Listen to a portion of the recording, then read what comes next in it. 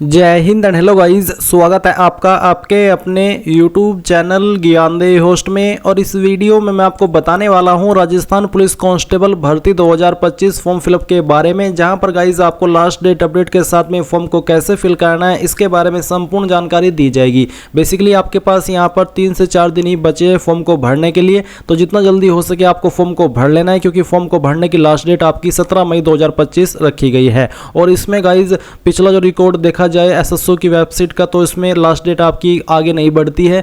तो मैं यही इस बात से यही आपको बताना चाहता हूं कि आप इस वेट में मत बैठिएगा कि आपकी लास्ट डेट आगे बढ़ेगी और मैं बाद में फॉर्म को भर लूंगा। अगर आप इसमें एलिजिबल है और आपका इंटरेस्ट है फॉर्म को फिल करने का, तो जितना जल्दी हो सके फॉर्म को भर लीजिए। इस वीडियो के अंदर सभी प्रॉब्लम के सोल्यूशन के साथ में फॉर्म को कैसे फिल करना है इसके बारे में संपूर्ण जानकारी दी जाएगी। चाहे आपके सामने केवाईसी की प्रॉब्लम आती है या फिर अन्य कोई भी प्रॉब्लम, उसका सोल्यूशन आपको इस वीडियो के अंदर बहुत ही अच्छे से एक्सप्लेन किया जाएगा। तो वीडियो को बिना स्किप किए देखना होगा। अब चलिए शुरू करते हैं। अगर आपने अभी तक वीडियो को लाइक शेयर नहीं किया कर दीजिए और चैनल को सब्सक्राइब करके बेल आइकन ऑन कर लेना। फिर जो लिंक वीडियो के डिस्क्रिप्शन में दिया है आप ओपन करेंगे, आपको यहाँ पर जानने को मिलेगा कि 9117 पोस्ट पर भर्ती निकाली गई है। 17 मई 2025 तक फॉर्म को भर सकते हैं। अप्लाई करने के लिए क्या क्वालिफिकेशन चाहिए वो आप यहाँ पर चेक कर सकते हैं, एंड फिर किस एरिया के अंदर कितनी वैकेंसी है वो सब आपको यहाँ पर देखने को मिलेगा। तो संपूर्ण इन्फॉर्मेशन चेक करने के बाद अगर आप इसमें एलिजिबल है और आपका इंटरेस्ट है अप्लाई करने का, तो आप यहाँ पर एक OTR की वीडियो भी देखेंगे। अगर आपने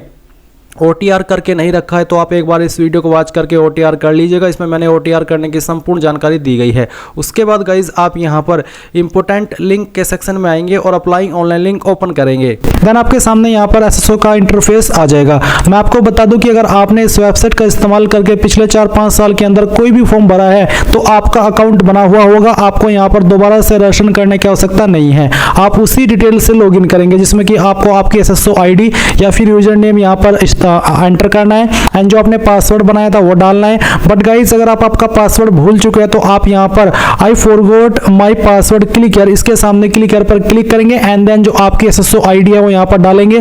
जो मोबाइल नंबर या फिर ईमेल ID आपने रजिस्टर की थी वो डालेंगे, एक कैप्चा कोड फिल करेंगे, एंड देन सबमिट के ऊपर आप जैसे ही क्लिक करेंगे तो आपको मैसेज के माध्यम से आपका जो पासवर्ड है वो सेंड कर दिया जाएगा। अगर आप आपकी SSO ID भूले हैं तो आपको यहाँ पर उसको भी रिसेट करने का ऑप्शन दिया है। पर गाइज अगर आप यहाँ पर पहली बार इस वेबसाइट का इस्तेमाल करके कोई फॉर्म भर रहे हैं तो आपको रजिस्ट्रेशन करना होगा। इसके लिए आप यहाँ पर रजिस्ट्रेशन के ऊपर क्लिक करेंगे, फिर आपको यहाँ पर सेलेक्ट करना है कि आप इनमें से किस माध्यम से लॉगिन होना चाहते हैं। तो यहाँ पर आपको जन आधार का भी ऑप्शन दिया है और गूगल का भी ऑप्शन है, तो आप यहाँ पर गूगल सेलेक्ट कर लीजिएगा। गूगल सेलेक्ट करने के बाद में आपको आपकी ईमेल ID का यहाँ पर इस्तेमाल करना है। कोई भी ईमेल ID आप यहाँ पर डालिए एंड देन नेक्स्ट के ऊपर क्लिक कीजिए। अब गाइज यहाँ पर आपके सामने कुछ ऐसा इंटरफेस आएगा। जैसे ही आप अपनी ईमेल ID एंड उसका पासवर्ड डाल करके लॉगिन कर लेंगे, अब आपको यहाँ पर आपकी SSO ID बना लेनी है। आप अपनी ईमेल ID के अकॉर्डिंग जो SSO ID फैच की गई है, अगर यही रखना चाहते तो ये भी रख सकते हैं। अगर आपको इसमें कोई बदलाव करना है तो वो भी आप कर सकते हैं।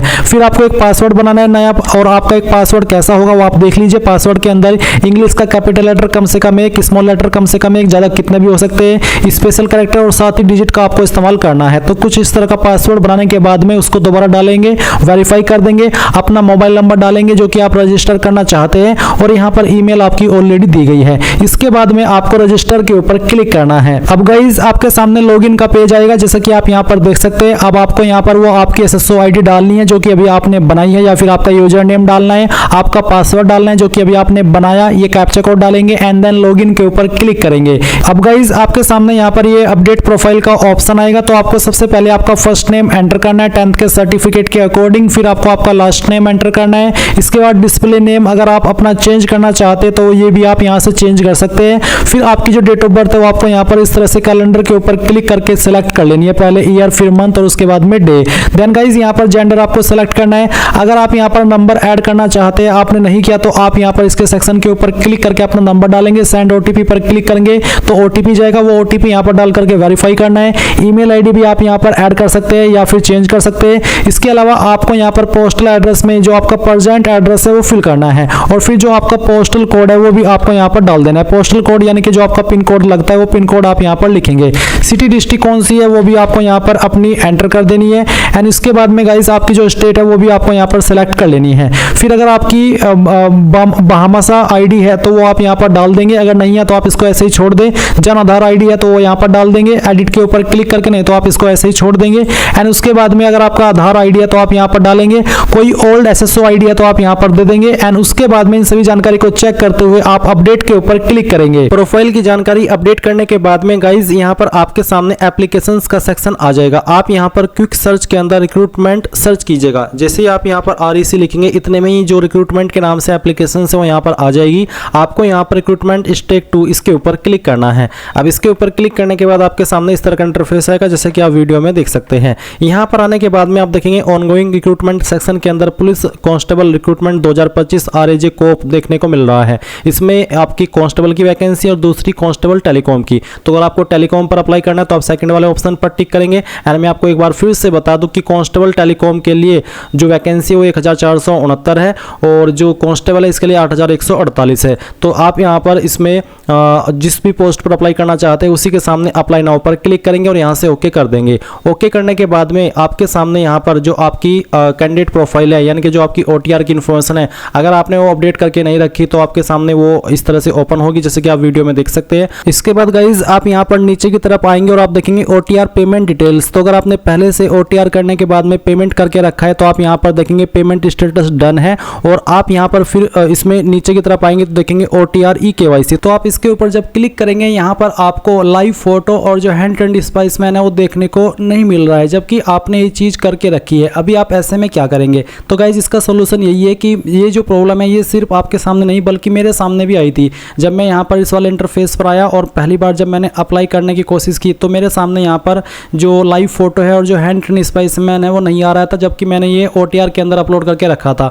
अब इसका फिर सोल्यूशन क्या है? तो मैंने क्या किया मैं वही आपको बताने वाला हूँ। आपको यहाँ पर बैक टू SSO के ऊपर आ जाना है। बैक टू SSO के ऊपर आ जाने के बाद में ये जो एप्लीकेशन है जहाँ पर आप रिक्रूटमेंट स्टेक 2 पर क्लिक करके आए थे, यहीं पर आपको रिक्रूटमेंट पोर्टल के ऊपर क्लिक करना है। अब इसके ऊपर क्लिक करने के बाद में आप यहाँ पर क्या करेंगे, आपको राइट साइड में इसके ऊपर क्लिक करना है और आपको वन टाइम रजिस्ट्रेशन इसके ऊपर क्लिक करना है।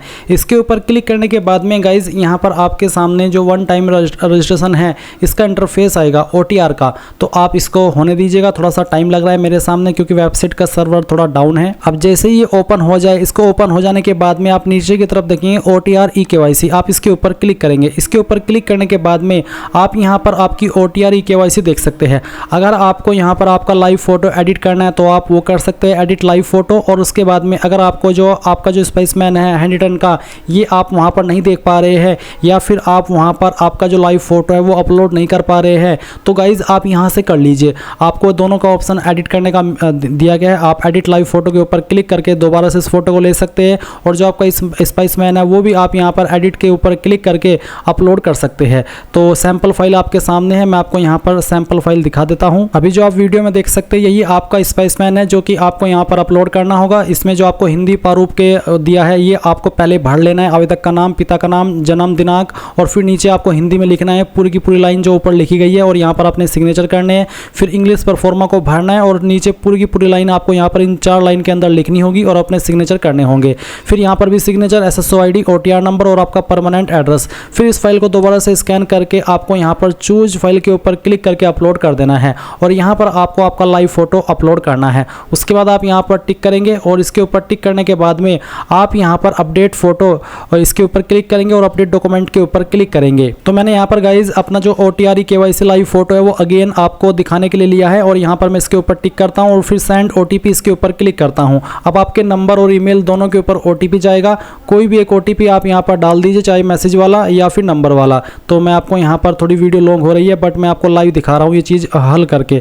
तो चलिए मैं इसको डाल देता हूँ और फिर यहाँ पर आप देखेंगे फाइनल सबमिट। तो जो फोटो है वो अपडेट हो चुका है और OTP वेरीफाई हो चुका है। इसी प्रकार से आप यहाँ पर जो आपका स्पाइसमैन है यानी कि जो आपका डॉक्यूमेंट है स्पाइसमैन वाला ये भी अपलोड कर दीजिएगा यानी कि ये भी अपडेट कर दीजिएगा। अब गाइज ये प्रोसेस हो जाने के बाद में आप क्या करेंगे, आप फिर से बैक टू SSO इसके ऊपर क्लिक करेंगे। अब इसके ऊपर क्लिक करने के बाद में आपको यहाँ पर रिक्रूटमेंट स्टेक 2 इसके ऊपर क्लिक करना है यानी कि जहाँ से आप अप्लाई करते हैं। इसके ऊपर क्लिक करेंगे तो आप यहाँ पर जो आपका OTR का प्रॉब्लम फेस कर रहे थे कि आपके सामने eKYC नहीं आ रहा है, वो आ जाएगा। अगर आप उसको देखना चाहिए तो आप अपडेट प्रोफाइल पर क्लिक कीजिए। इसके ऊपर क्लिक करने के बाद में आप यहाँ पर OTR eKYC के ऊपर जैसे ही क्लिक करेंगे तो जो भी आपने फ़ोटो यहाँ पर इसमें अपलोड किया वो भी देखने को मिलेगा, और जो आपके सामने प्रॉब्लम आ रही थी कि आपको आपका लाइव फोटो और जो आपका हैंड रिटन स्पेसिमेन देखने को नहीं मिल रहा था, वो आपको यहाँ पर देखने को मिल जाएगा।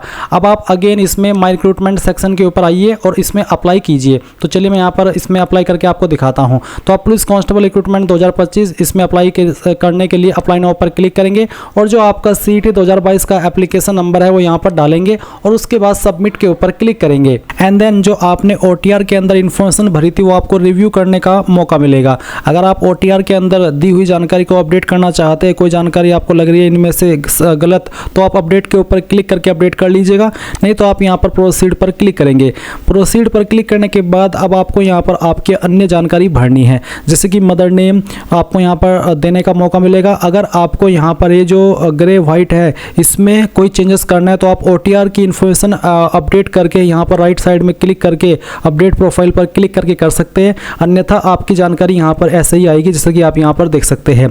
इसके बाद आप यहाँ पर आपकी जो कास्ट कैटेगरी है वो सिलेक्ट कर लेंगे, जो भी आपकी कास्ट कैटेगरी है। मैं यहाँ पर डेमो के लिए फॉर्म को भरा हूँ तो मैंने यहाँ पर ST कैटेगरी सिलेक्ट की है। अब गाइज आप यहाँ पर देखेंगे स्पेशली एबल्ड कैटेगरी, यानी कि अगर आपकी कोई दिव्यांगजन श्रेणी है इनमें से तो आप सिलेक्ट कर लेंगे, नहीं तो आप नॉट एप्लीकेबल के ऊपर क्लिक करेंगे। फिर आप यहाँ पर नीचे की तरफ आएंगे और जो आपकी अन्य इन्फॉर्मेशन है वो भरेंगे, जैसे कि आपका रिलीजन क्या है वो आप यहाँ पर सिलेक्ट कर लेंगे।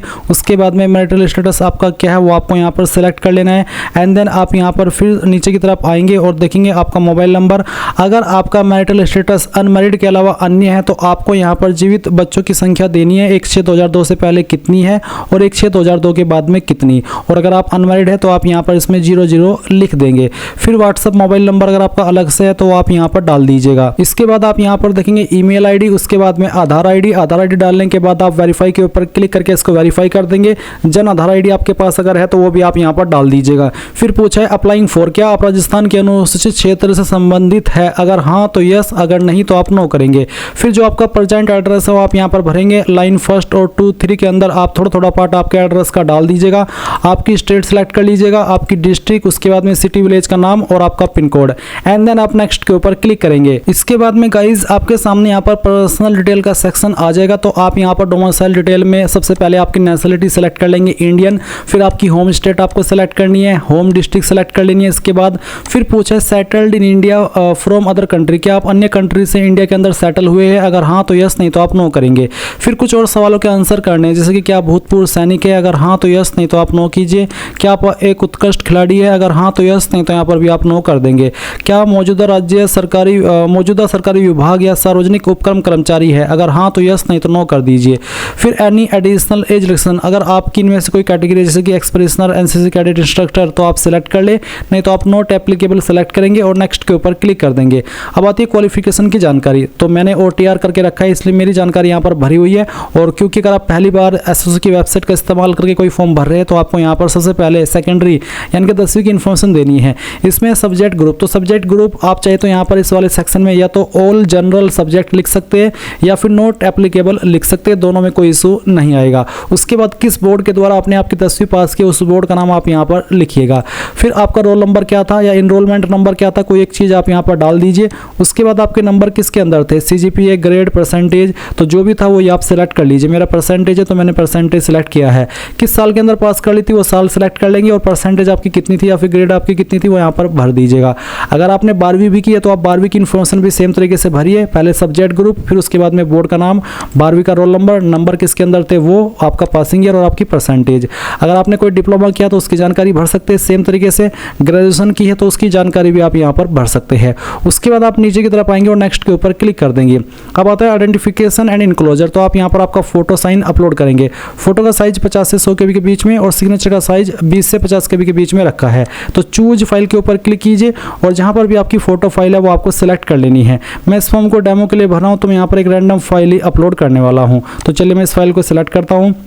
ओपन करता हूँ। मैंने यहाँ पर जो फोटो अपलोड किया इसके नीचे डेट लिखी है, पर आपको डेट लिखना अनिवार्य नहीं है, आप लिखना चाहे तो लिख सकते हैं। और अगर आप लिखेंगे तो 3 महीने से पुरानी ज़्यादा डेट मत लिखिएगा। और फिर से कह दूँ कि डेट लिखना अनिवार्य नहीं है, बस मेरे पास ये फोटो अवेलेबल था तो मैंने इसको यहाँ पर अपलोड कर दिया। अब आप आपका सिग्नेचर अपलोड करेंगे तो जहाँ पर भी आपकी साइन की फाइल है वो आप यहाँ पर सेलेक्ट कर लीजिएगा और उसके बाद में आप यहाँ पर इसको ओपन करेंगे तो आपका सिग्नेचर इस तरह से आ जाएगा। विजिबल बॉडी मार्क, आपकी बॉडी के ऊपर निशान जिससे आपकी बॉडी की पहचान होती है। अगर आपकी बॉडी के ऊपर ढूंढने के बाद भी कोई मार्क नहीं है तो आप यहाँ पर नो मार्क लिख दीजिएगा और उसके बाद आप यहाँ पर नेक्स्ट के ऊपर क्लिक कीजिएगा। नेक्स्ट के ऊपर क्लिक करने के बाद जो भी जानकारी आपने शुरू से लेकर अभी तक भरी है उसका प्रीव्यू आपके सामने है। और यहाँ पर गाइज अगर आपके सामने हैंड रिटन डिक्लेरेशन अपलोड करने का ऑप्शन आए और लाइव फोटो का ऑप्शन आए तो आपको लाइव फोटो अपलोड करना है और हैंड रिटन डिक्लेरेशन के अंदर क्या अपलोड करना है वो जान लीजिए। मैंने जो लिंक दिया हुआ है इस वीडियो के डिस्क्रिप्शन में आप ओपन करेंगे, इसके बाद में आप हैंड रिटन PDF डाउनलोड कर लेंगे।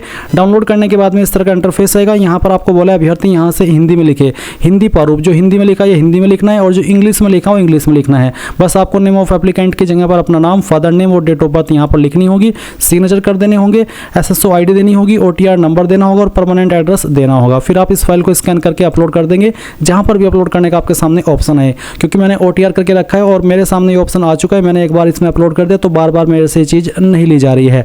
अब आप यहाँ पर डिक्लेरेशन के ऊपर टिक करेंगे, फिर उसके बाद आप फाइनल सबमिट के ऊपर क्लिक करेंगे, यहाँ पर टिक करेंगे और सेंड OTP कर देंगे। इसके बाद नंबर और ईमेल के ऊपर दोनों पर OTP जाएगा, वो OTP यहाँ पर डालिए और वेरीफाई OTP कर दीजिए। अगर गाइज आप लोग इस फॉर्म को पहली बार भर रहे हैं SSO की वेबसाइट का इस्तेमाल करके तो आपको यहाँ पर एप्लीकेशन फीस पे करने का एक ऑप्शन देखने को मिलेगा। और अगर आप यहाँ पर SSO की वेबसाइट का इस्तेमाल करके पहले भी फॉर्म को भर चुके हैं तो गाइज फिर आपको यहाँ पर कोई फीस पे करने का ऑप्शन नहीं मिलेगा, डायरेक्टली आप अपने फॉर्म का फाइनल प्रिंट आउट ले पाएंगे।